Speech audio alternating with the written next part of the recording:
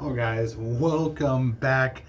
I never actually left, I kind of just started another video, but here I am with the beautiful same hairdo, but you're going to love it. Here we are, we're going to do chapter 17 and 18 because they're all super short, so we're almost down to the end. We'll get done with it next time, but let's get to it. Here we go.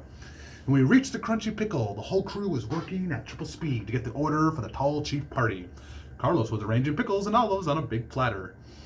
Papa Pete tiptoed over to the glass counter where they displayed the cookies and the other baked goods. He picked up four of the biggest black and white cookies and he poured himself a cup of coffee and got us each a small carton of milk. If you're ever in a place where they have those big round cookies and they have half white frosting and half chocolate, eat one immediately. Hey niños, Carlos called as he passed out our booth with the order all loaded up on his bicycle. You clean me out of my black and white cookies. Save me some customers. My mother held open the heavy glass door and Carlos jumped on his bike and rode off to make his delivery. He pulled up my mom let out a sigh of relief and my dad showed up, and my dad, who had a real spark in his eye, immediately grabbed a piece of paper from the counter and practically skipped over to the booth. He pulled up a chair from one of the neighboring tables. Do you know what this says, son? He asked me, pointing to some words he had written at the top of the piece of paper.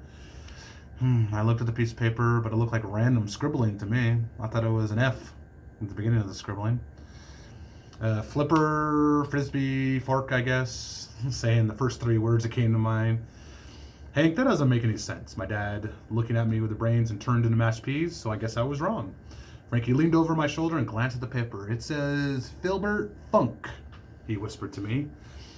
That's what I was going to say next, I said to my dad. And do you know who Filbert Funk is?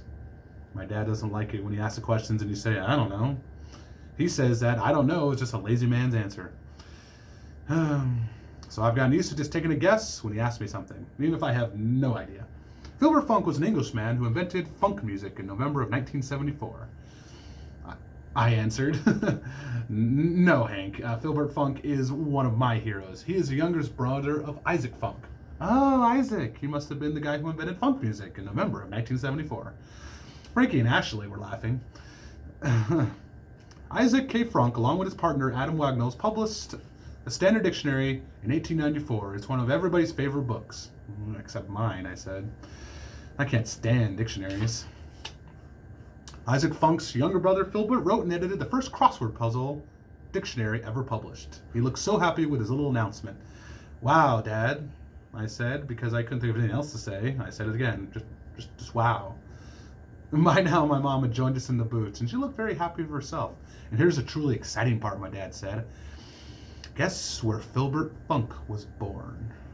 Blowing Rocks, North Carolina, I said. No, Hank. Filbert was born in Philadelphia.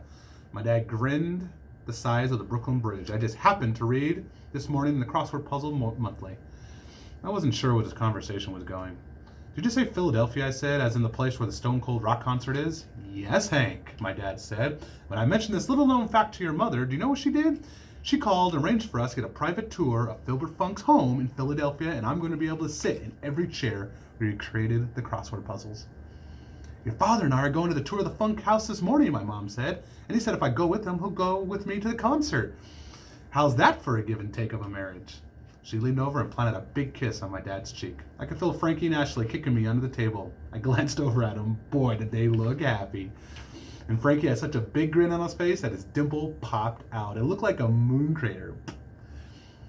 So you guys are going to Philadelphia after all? I said. I just had to be sure. On Cousin Ralphie's tour? They nodded. Hank, your generosity allowed me to realize a lifetime dream. Imagine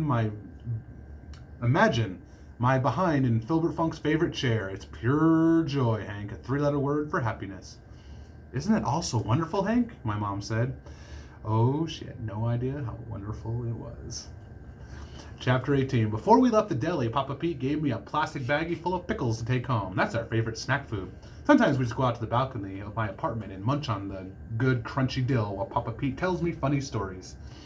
As I unzipped the small compartment on my backpack to put the pickles in, I noticed the pink sign-up sheet wadded at the bottom. I smiled. I had no use for that anymore. Nope, my parents didn't need to set up a time to meet my crabby old face teacher, Miss Adolph. They'd be in Philadelphia. I made up a letter in my head. It was the best head letter I'd ever composed. Dear PS87, We are sorry to inform you that the parents of Hank Zipzer will not be able to attend the parent-teacher conference. They have been called out of town unexpectedly. If you need to reach them, you can't. And that makes me so sad. Ta-ta for now, and yours truly, Henry Zipzer. P.S. Yippee. And that is the end of chapter 18. All right, guys, we're going to finish it up, hopefully finish it up next time. I think there's 20 chapters. So stay with me, answer the questions, and I'll get you guys next time.